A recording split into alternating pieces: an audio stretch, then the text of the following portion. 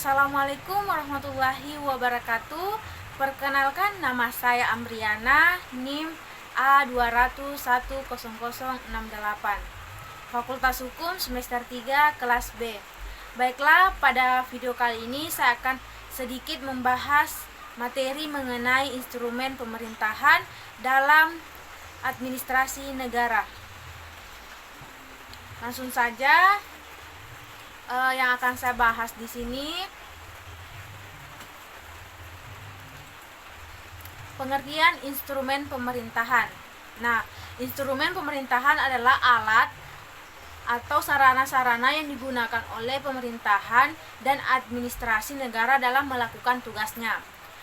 Instrumen pemerintahan ini dibagi menjadi dua bentuk, yaitu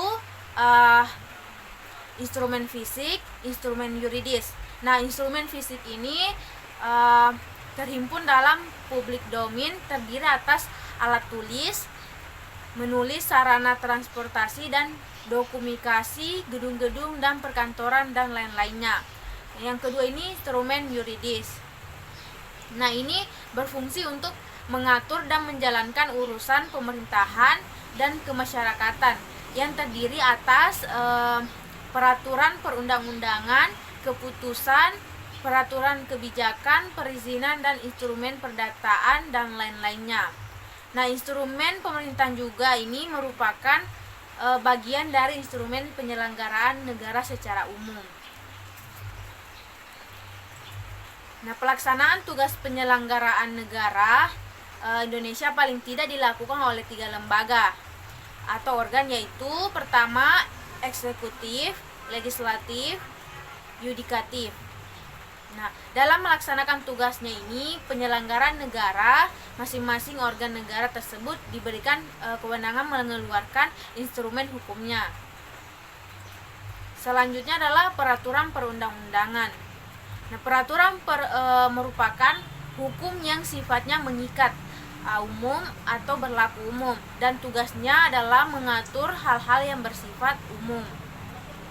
Secara teoritis, istilah perundangan merupakan segala peraturan negara yang merupakan hasil pembentukan peraturan perundang-undangan, baik di tingkat pusat maupun di tingkat daerah. Dalam pasal 1 angka 2 Undang-Undang Nomor 10 Tahun 2004 tentang pembentukan peraturan-peraturan mengartikan bahwa peraturan perundang-undangan ini sebagai peraturan yang tertulis yang dibentuk oleh lembaga negara atau pejabat yang berwenang dan mengikat secara umum. Peraturan perundang-undangan juga memiliki ciri-ciri. Yang pertama adalah peraturan perundang-undangan bersifat umum dan komprehensif. Kedua, peraturan perundang-undangan bersifat universal. Ia diciptakan untuk menghadapi peristiwa-peristiwa yang akan datang yang belum jelas bentuk konkretnya. Ketiga, ia memiliki kekuatan untuk mengoreksi dan memperbaiki dirinya sendiri.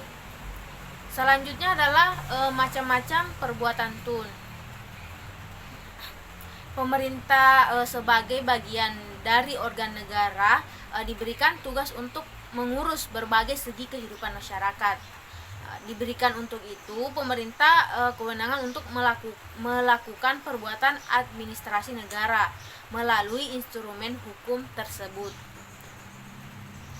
Nah, secara garis besar perbuatan administrasi negara ini dapat dikelompokkan ke dalam 3 macam perbuatan. Yang pertama adalah mengeluarkan peraturan perundang-undangan, dan yang kedua mengeluarkan keputusan, dan yang terakhir melakukan perbuatan material.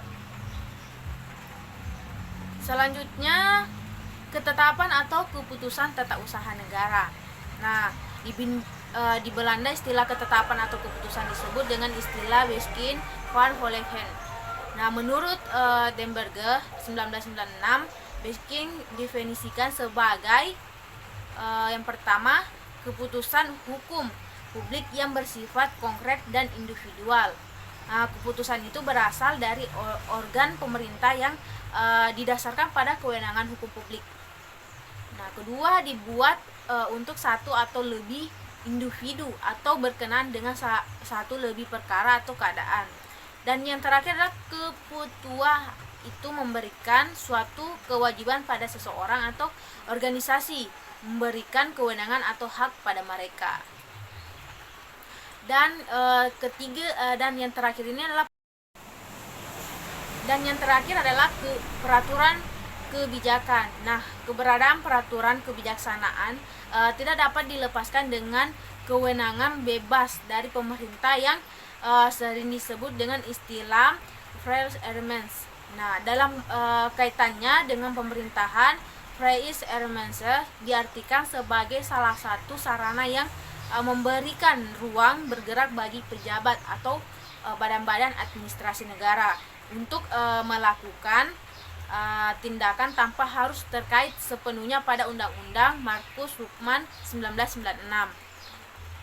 Nah, meskipun pemberian freie elements ini kepada pemerintah merupakan konsekuensi logis dari konsep welfare state, tetapi dalam kerangka negara hukum 1992 mengemukakan unsur-unsur freie elements dalam suatu negara hukum, yaitu yang pertama ditujukan untuk melakukan tugas-tugas servis publik. Nah, kedua merupakan sikap tindak yang aktif dari administrasi negara. Tiga, sikap tindak itu memungkinkan oleh hukum.